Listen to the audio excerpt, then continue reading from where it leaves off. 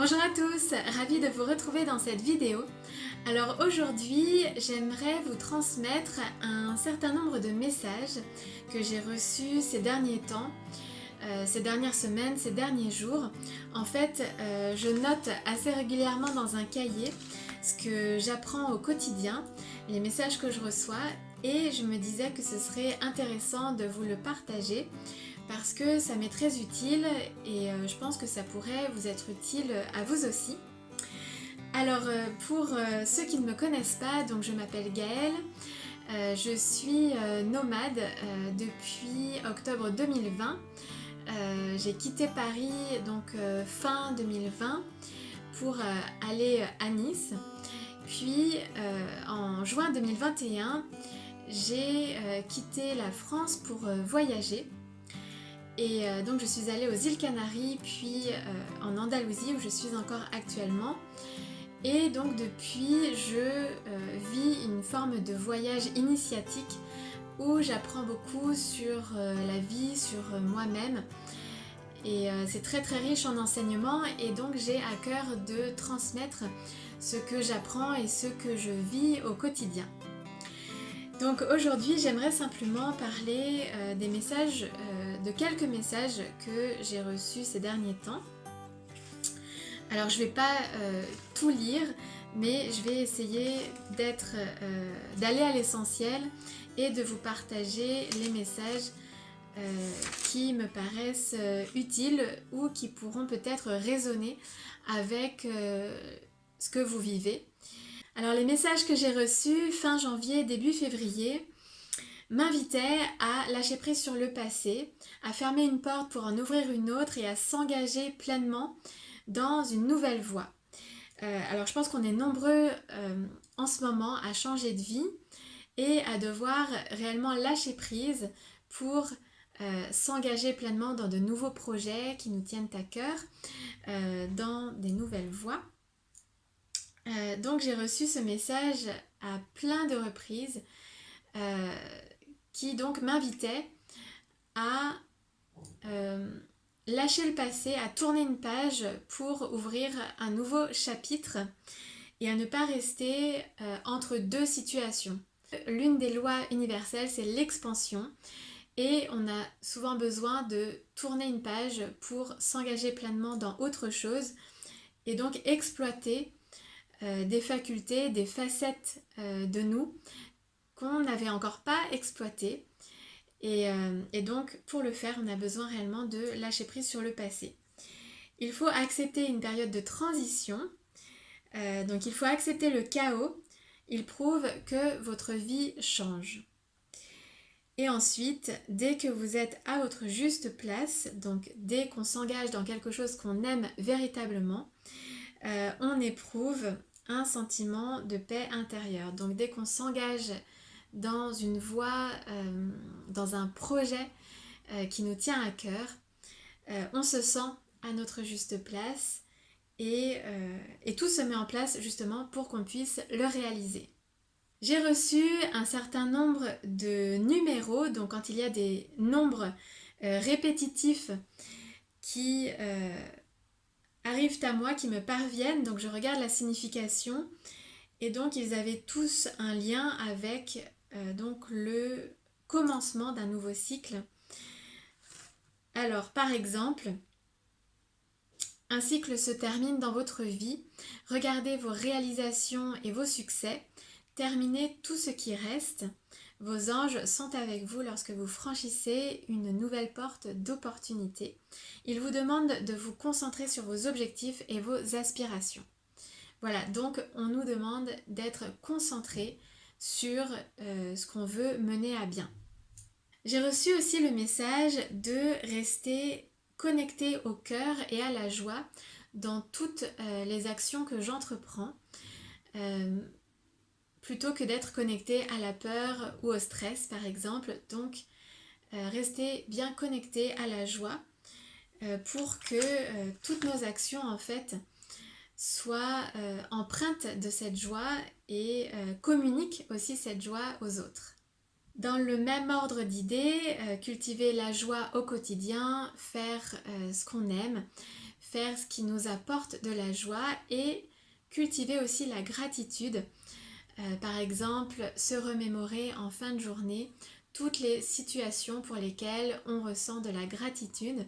Ça nous aide à rester dans un bon état d'esprit et à vivre aussi des situations, à attirer à nous peut-être aussi des situations justement empreintes de joie et de gratitude, puisque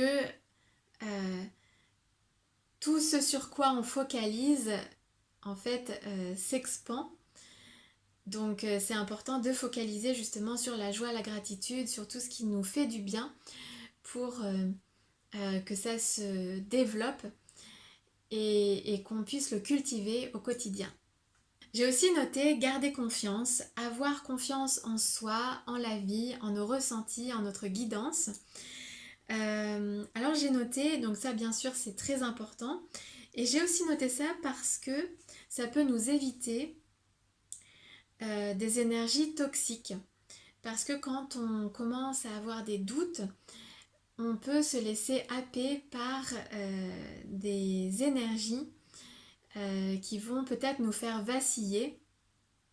On est plus susceptible en fait de se laisser influencer et de se laisser influencer par des doutes, par des pensées négatives et d'être déstabilisé. Donc garder le cap, garder confiance en soi pour éviter justement de laisser entrer dans sa vie des énergies plus ou moins toxiques. J'ai aussi vécu certaines situations qui m'ont montré qu'on ne peut pas changer notre entourage. Alors notamment par rapport aux logements dans lesquels je vis, parce que je vis en colocation et donc je vis avec plusieurs personnes et on arrive souvent en fait à des compromis en communiquant, mais parfois on n'y arrive pas forcément parce que chaque personne est différente et a une perception, une vision des choses différentes, ou simplement une façon de vivre différente. Et même si j'arrive très souvent à communiquer et à trouver des compromis pour que tout le monde vive en harmonie, parfois ce n'est pas forcément possible. Et en effet, on ne peut pas changer les personnes avec qui on vit. Donc, ça m'a rappelé en fait une formule que Kissa Padovani utilise, en tout cas qu'elle transmet dans ses vidéos, qui est qu'est-ce qui est, qu'est-ce que je veux et qu'est-ce que je fais par rapport à cette situation. Alors on peut essayer de trouver des compromis grâce notamment à la communication non violente, Kissa Padovani utilise d'ailleurs et qu'elle transmet.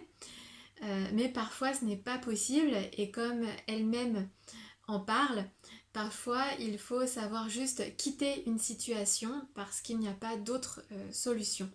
Enfin, un message que j'ai relevé dans une vidéo d'Emilio Abril, donc il y a une chaîne YouTube.